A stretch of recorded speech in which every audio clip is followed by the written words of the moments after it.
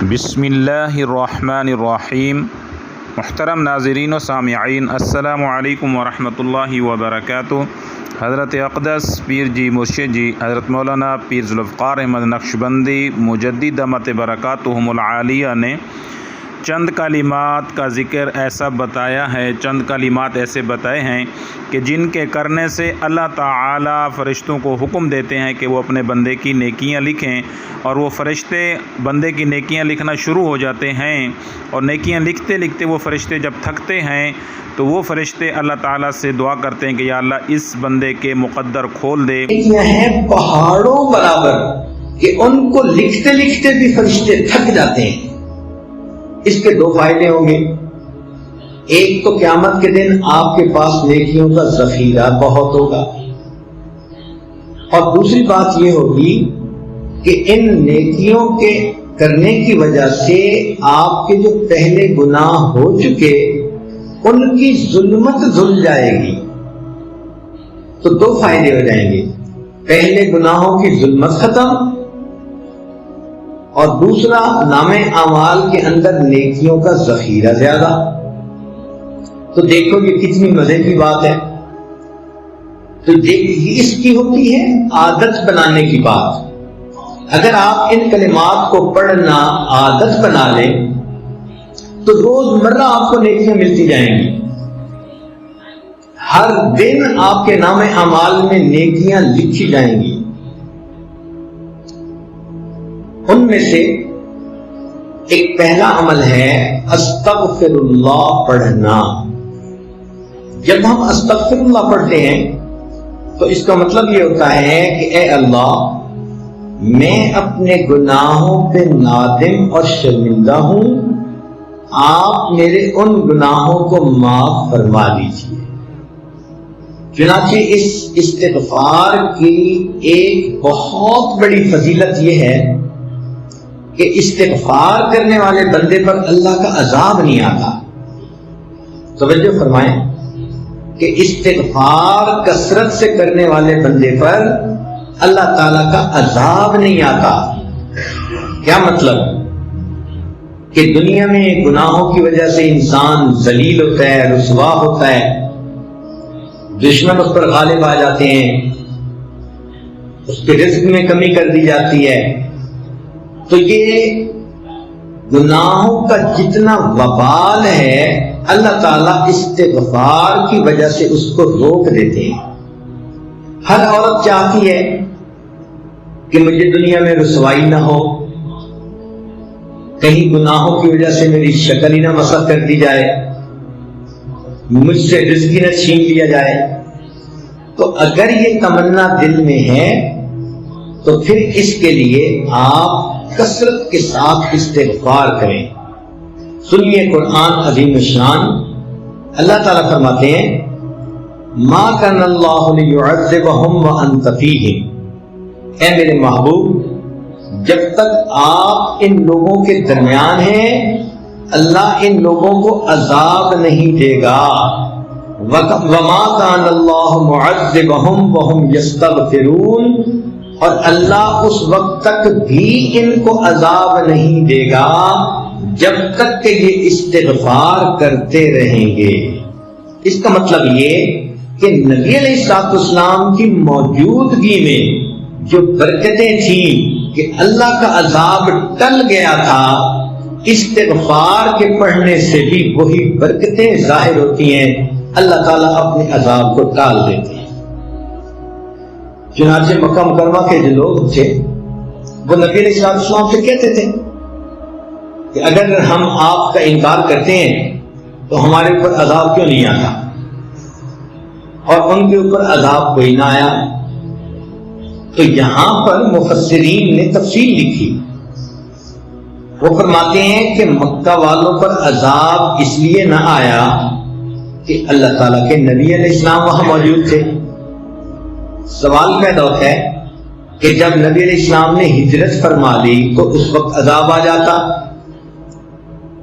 تو اس کا جواب علماء نے دیا کہ وہاں پر کچھ صحابہ موجود تھے جنہوں نے ہجرت نہیں کی تھی، وہیں رہ گئے تھے مگر کلمہ پڑھا تھا انہوں نے، بوڑھے تھے، یا کوئی اور عذر تھا تو ان کی برکت سے عذاب نہ آیا، پھر اس پر سوال پیدا ہوتا ہے کہ چلو پھر جب ایک وقت ایسا آیا کہ سارے ہی مسلمان ہجرت کر کے چلے ہی گئے تھے اور پیچھے کافر ہی رہ گئے تھے، مشرکین ہی رہ گئے تھے، تو اس وقت عذاب آ جاتا۔ تو مفسرین نے لکھا کہ ان مشرکین کی عادت تھی کہ جب یہ طواف کرتے تھے بیت اللہ کا تو غفرانک کا لفظ کہا کرتے تھے، غفرانک کا، اے اللہ ہماری مغفرت کر دے، یہ بھی استغفار ہے۔ تو مشرکوں کے اس لفظ کے کہنے کی وجہ سے اللہ نے ان کو بھی عذاب سے بچائے رکھا۔ تو اگر مشرک یہ لفظ کہہ دے اللہ اس کو عذاب سے بچا دیتے ہیں، تو اگر مومن کہے گا تو پھر اللہ تعالیٰ کتنے مہربان ہوں گے۔ لہذا آپ استغفار کی کثرت کریں، دن میں 100 مرتبہ صبح اور شام تو کم سے کم درجہ ہے، زیادہ پڑھنا چاہیں تو زیادہ بھی پڑھ سکتی ہیں، کام کاج کے دوران بھی استغفر اللہ استغفر اللہ استغفر اللہ اپنی زبان پہ رکھ سکتی ہیں۔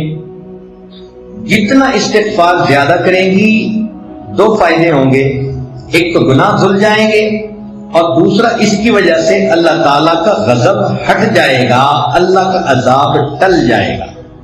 اب آپ تھوڑی دیر کے لیے بیٹھ کے سوچیں نا کہ اگر ہمارے اوپر اللہ تعالیٰ کا عذاب آ جائے تو ہم تو کسی کو شکل دکھانے کے قابل نہ رہیں۔ آج جو جی رہے ہیں تو یہ اللہ رب العزت کی صفت ستاری کے صدقے جی رہے ہیں، اس لیے ہمارے اوپر استغفار کرنا بڑا ضروری۔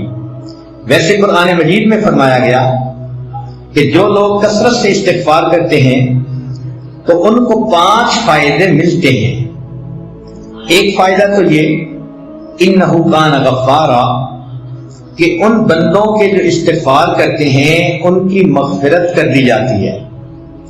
دوسرا فائدہ کہ جہاں پر استغفار کثرت سے ہوتا ہے اللہ تعالیٰ بارشیں برساتا ہے، ان کو قحط سالی سے بچا لیتا ہے۔ وَيُمْدِدْكُمْ بِأَمْوَالٍ، جو لوگ استغفار کرتے ہیں اللہ تعالیٰ ان کے مال میں برکت دے کر ان کی مدد کرتے ہیں۔ وَبَنِينَ، اور جو لوگ استغفار کثرت سے کرتے ہیں اللہ تعالیٰ ان کو بیٹے عطا کرتے ہیں۔ اب کون سی عورت ہے شادی شدہ جو کہے کہ مجھے بیٹے کے پیدا ہونے کی طلب نہیں، تمنا نہیں؟ ہر عورت وش کرتی ہے، اور یہ بیٹے والی نعمت کیسے ملتی ہے؟ قرآن پاک کی آیت کا مفہوم کہ استغفار زیادہ کریں گی تو اللہ رب العزت بیٹے کے ساتھ بندے کی مدد فرمائیں گے۔ جنات، اللہ تعالیٰ باغ عطا فرمائیں گے۔ وَيَجْعَلْ لَكُمْ أَنْهَارًا، اور اللہ تعالیٰ زمین سے پانی کے چشمے جاری فرمائیں گے۔ اس لیے ہمیں چاہیے کہ ہم کثرت سے استغفار کریں۔ استغفار ہر بندے کو کرنا چاہیے، چاہے نیک ہے چاہے بد ہے، اس لیے کہ اگر کافر ہے تو کفر سے توبہ استغفار کرے، اگر عام مسلمان ہے تو اپنے گناہوں سے توبہ استغفار کرے، اگر گناہوں میں ملوث نہیں ہوتا، نیک بندہ ہے، تو اس کے دل میں بھی جو غفلت آ جاتی ہے اس سے استغفار کرے۔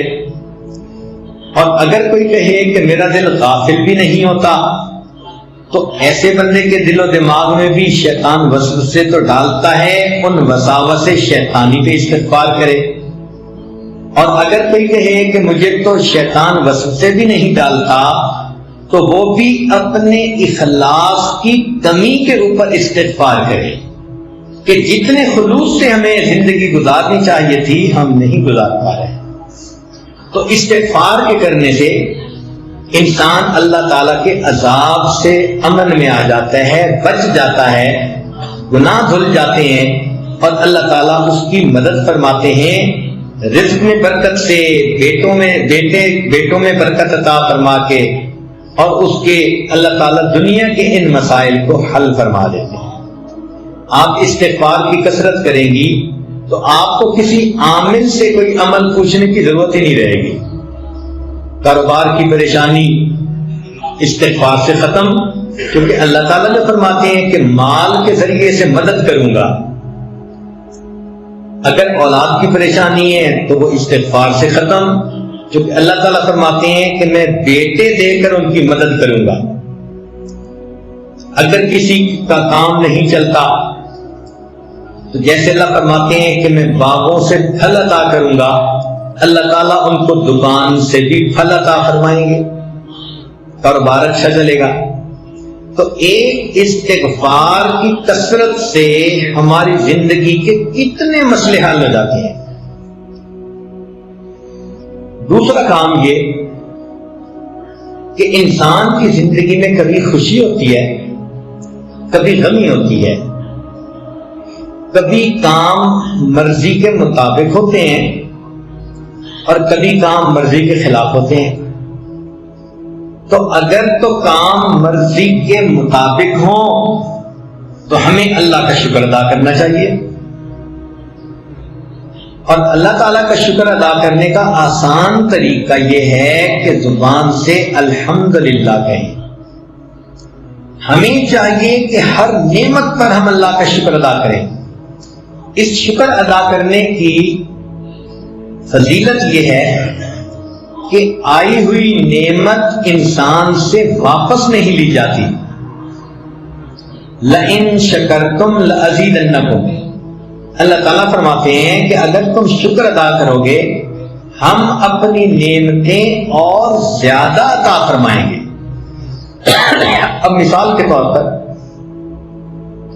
کتنے کام ہماری مرضی کے مطابق ہوتے ہیں، تو جب بھی کوئی کام مرضی کے مطابق ہو تو چپکے اپنے دل میں اللہ کا شکر ادا کر دو، اپنی زبان سے الحمدللہ پڑھ لو. جب آپ نے کسی کام پہ الحمدللہ پڑھ لیا تو گویا آپ نے اللہ تعالیٰ کا شکر ادا کر دیا. مثال کے طور پر اللہ تعالیٰ نے ہمیں ایمان عطا فرمایا، اس کا خیال آئے تو کہو الحمدللہ. اللہ تعالیٰ نے آپ کو صحت عطا فرمائی، بیماری کوئی نہیں، خیال سوچ میں آئے تو کہو الحمدللہ. اللہ تعالیٰ نے آپ کو عزت کی زندگی دی تو یہ خیال آئے تو کہو الحمدللہ. اللہ تعالیٰ نے آپ کو عزت کی روزی گھر بیٹھ کر عطا فرمائی، یہ خیال. خصوصی درخواست ہے اس بیان کو زیادہ سے زیادہ آگے شیئر کریں. جزاک اللہ.